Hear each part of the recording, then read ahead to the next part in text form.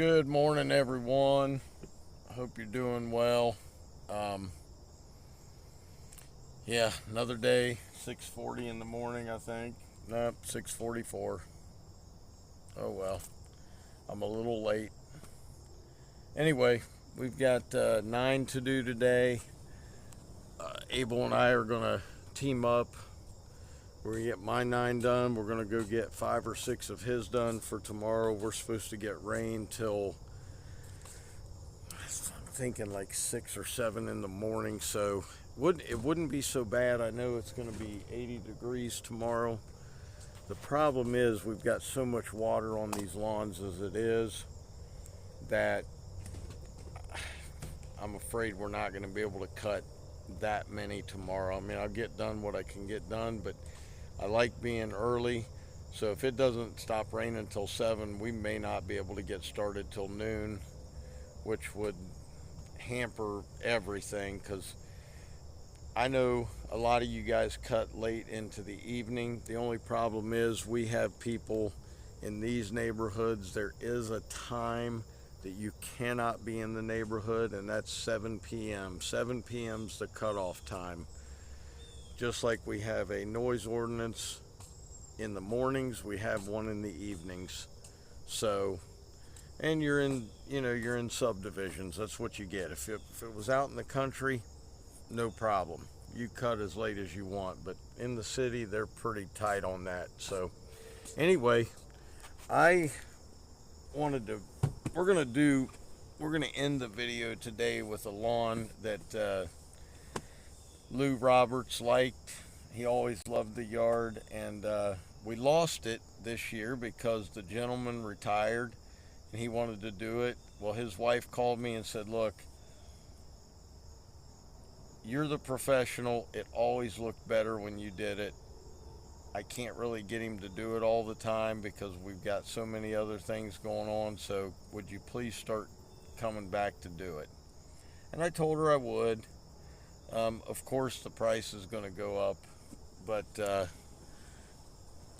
anyway,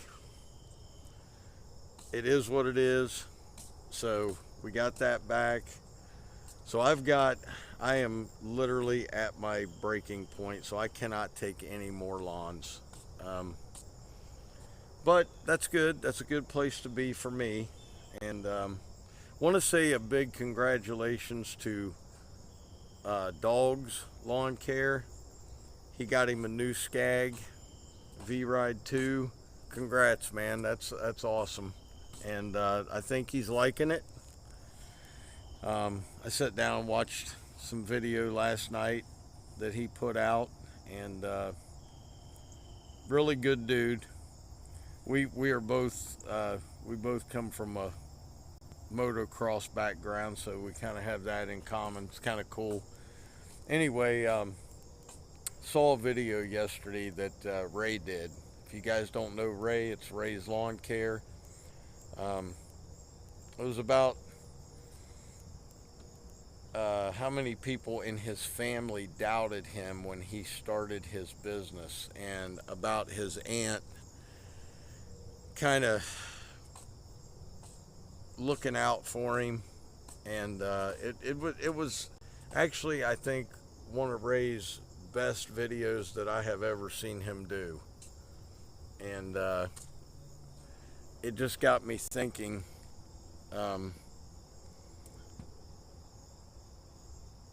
about how you measure a man and his ambition. And it's crazy. There is no blood test that you can take that comes back positive for ambition.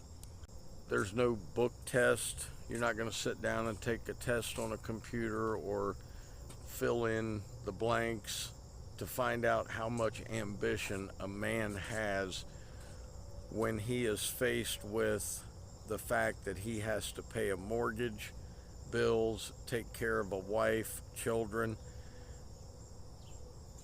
That is something that, and I hate to say it, I hate to say this, but not too many men out here have that left. I I mean, there, of course, I would say at least 60% of the population of men have that inside of them. But there is a good group of men. I mean, you and I both drive around all day mowing lawns. Um, some of you guys are corporate guys. You see it. Some of you guys work in factories and warehouses. You see laziness every day. And you see a diminished drive in people to do a good job, to do their job productively. And I just got to thinking when I was watching his video, there is no test to measure the heart of a man. The test is to watch and see how he responds to situations. And I remember when my father passed away. You know, when your parents are there, you almost have this security blanket. Okay, I know this is a crazy thing to say, but you feel like you have this security blanket. You feel like you have someone to talk to bounce ideas off of, you just feel secure. That if something happens in life, they're going to be there. Even if they can't help you financially, or they won't, they're going to be there to tell you everything's going to be all right. And when I lost my parents, and now my parents were, you know, my mom died 12 years later, my father died. When I lost my mom, any guy that has lost his mom can tell you, you lose something, man.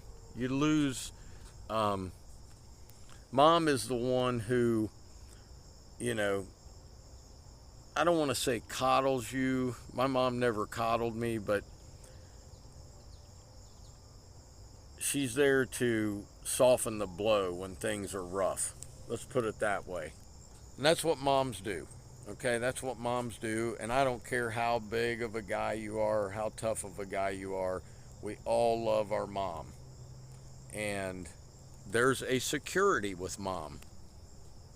You know, I see you guys watch MMA and things like that, and a lot of the times the guys will think they're mom. Okay? Because mom is different than dad.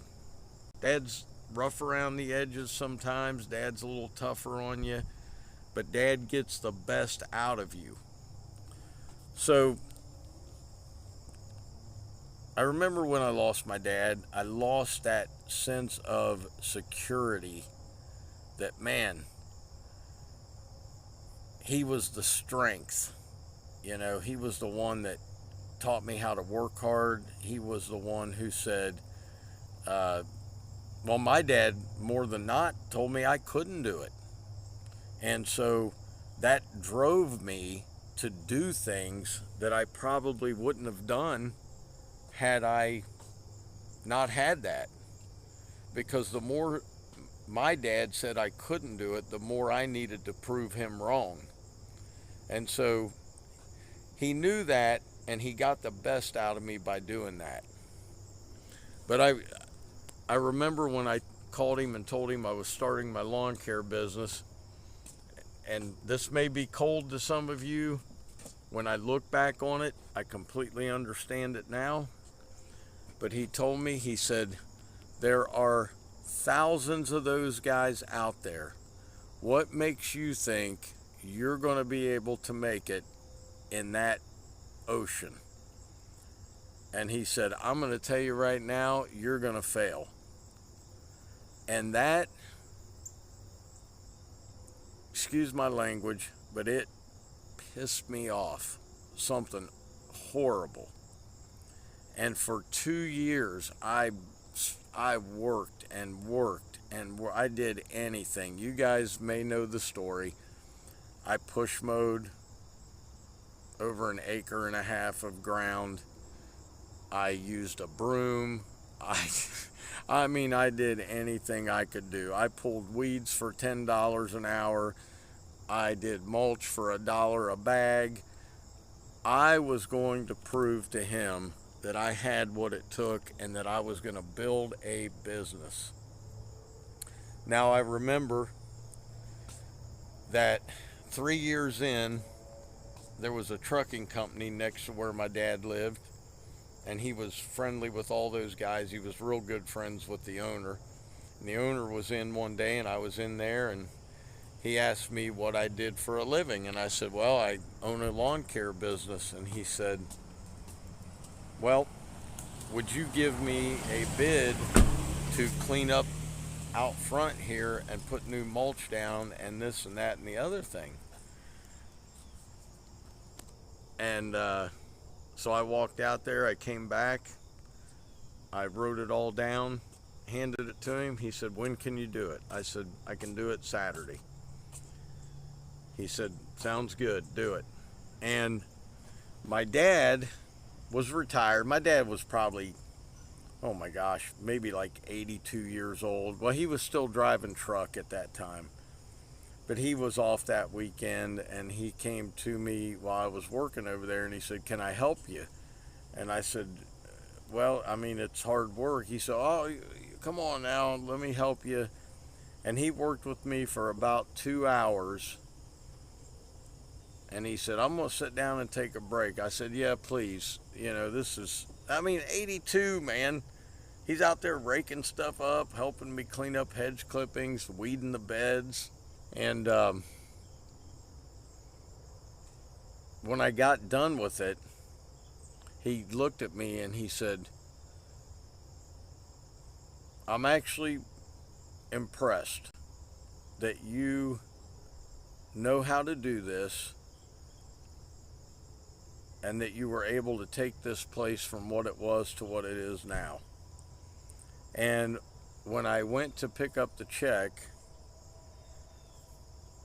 the guy said, you know, your dad has been in here all week talking about what a great job you did and how proud he was of you. And that's funny because my dad never told me that. Never said, hey, I'm proud of you. So all of you guys out there who are starting a business or starting a lawn care business or doing anything, or have had a rough time with your parents, you know, with your father especially in life, they may not tell you that they're proud of you, but believe me, man, if they're a tough person, they probably didn't grow up that way. My dad did not grow up that way. His father was not a loving person, so to speak, but they are proud of you. And the one thing you want to do when you start a business, man, is take pride in the work that you do.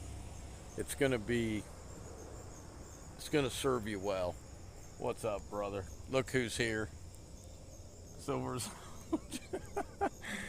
But I just want you to know that. And we'll talk a little bit later, but I got to get to work, guys.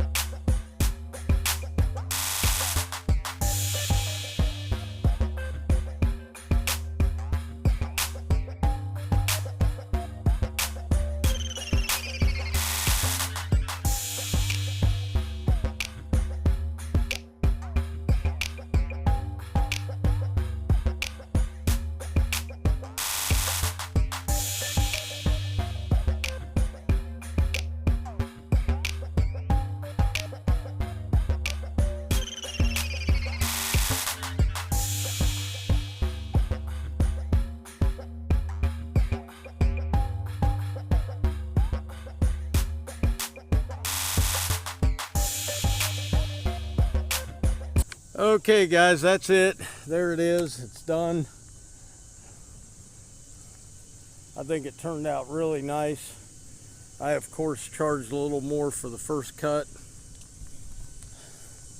so that took us a little while, about 40 minutes, but got her done. Looks good, and that's it for the day, man. I'll finish the video here in a little bit because I want to talk a little bit more about what I was saying at the beginning, so I'll see you in a few. All right guys, these are the last two we did for Abel. This backyard here is massive, so that's it.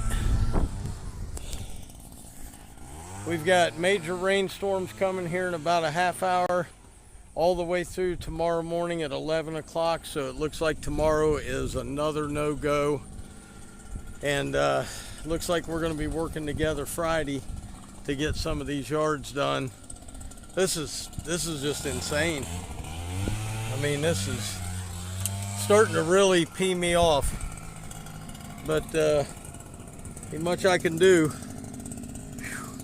Anyway, what I was talking about earlier, man. Listen, only you know if you have the ambition and the drive. Nobody else can choose that path for you. You can't pay for it. There's nothing anybody can do to find out if you have it other than you just have it. And if you do have it, then don't let anybody tell you that you can't do something, because some of the wealthiest men in this world were very poor and very little and very small education, very little education behind them. So anyway, hope you enjoyed it. As always, Dr. Real was in the house. Keep it real. I'll see you guys soon. Peace.